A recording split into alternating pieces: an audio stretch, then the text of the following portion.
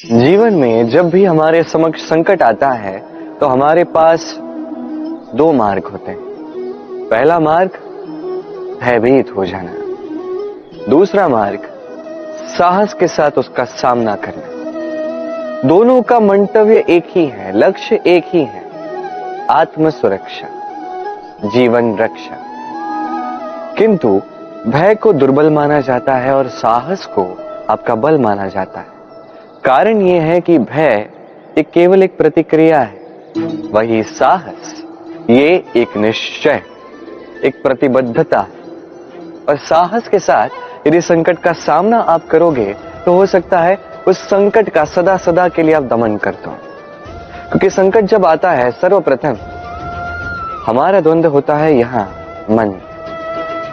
उस संकट का सामना हम यहां करते हैं। यदि इस हृदय को, इस मन को साहसी आप बना दो तो इसमें कभी भय नहीं आएगा और उस संकट का सामना करना सरल होगा, विजय प्राप्त करना सरल होगा। इसलिए निश्चित रूप से साहस अधिक श्रेष्ठ है। जीवन में जब भी कोई संकट आए तो साहस के साथ उसका सामना कीजिए और मेरे साथ प्रेम से कहिए राधे राधे। एक गैया और एक बछड़े में कैसा संबंध होता है। एक गैया अपने बछड़े को पुकार लगाती है और बछड़ा सहस्त्र गैयाओं में से अपनी माता का स्वर पहचान लेता है और अपनी माता से आके लिपट जाता है। अब कुछ ऐसा ही संबंध है आपके कर्मों का और आपके कर्म फल का। अब जो कर्म करेंगे आपके कर्म फल को पुकार लगाएंगे और आपका कर्म फल कहीं ना कहीं से आपको ढूंढते ढूंढते आके आपसे लिपट जाएगा।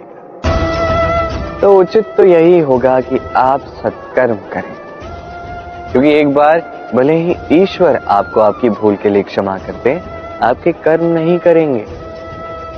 तो यदि आप दुष्कर्म करने वाले हैं तो आप समझ जाइए। अब यदि आप शुभ कर्म करने वाले हैं तो आप समझ जाइए, जो आपका कर्म होगा आपका फल आपके पास अवश्य आएगा। आज नहीं तो कल, कल नहीं तो कुछ और समय में, किंतु आएगा अवश्य। आइए मेरे साथ प्रेम से कहिए राधे राधे। हम सभी कभी ना कभी जीवन में ईश्वर से कुछ ना कुछ मांगते हैं और ईश्वर जब हमारी मनोकामना पूर्ण करते हैं हम बड़े प्रसन्न हो जाते हैं।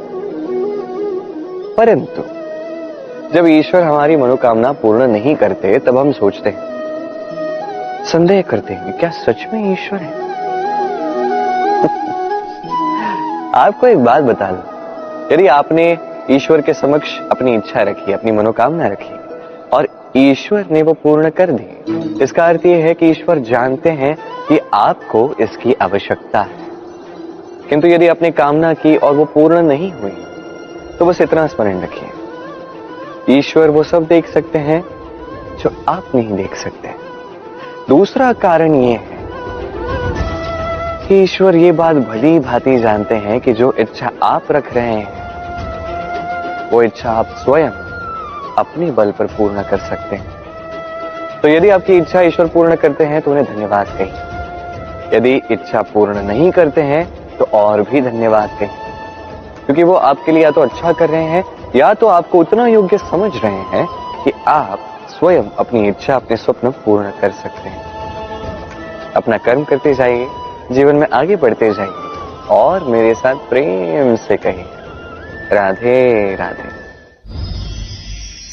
आम और नीम दोनों ही अपने अपने स्थान पे अत्यंत विशेष, अत्यंत श्रेष्ठ। आम हमारी शक्ति बढ़ाता है, वही नीम रोगों से लड़ने की हमारी क्षमता बढ़ाता है। अब आम अत्यंत मीठा होता है और नीम कड़वा होता है। अब क्या इस कारण से नीम को निराश हो जाना चाहिए या स्वयं से घृणा करनी चाहिए कि वो कड़वा है? कदापि नहीं। देखिए, नीम कड़वा है, इसमें नीम का कोई दोष नहीं है, दोष जिह्वा का है। इसे मीठा भाता है और कड़वा नहीं भाता। किंतु यदि आप नीम का उपयोग अपने जीवन में नहीं करोगे तो रोगों से लड़ने की आपकी क्षमता बढ़ेगी ही नहीं। तो नीम तो है अत्यंत महत्वपूर्ण। इससे आपको क्या सीख मिलेगी? यही कि कभी भी जीवन में किसी और के मापदंडों पे स्वयं को मत परखिए। आपकी योग्यता, आपकी विशेषता, आपके गुण अवगुण, ये स्वयं आप समझ जाइए, इतना ही पर्याप्त है। आइए और मेरे साथ प्रेम से कहिएगा, राधे राधे।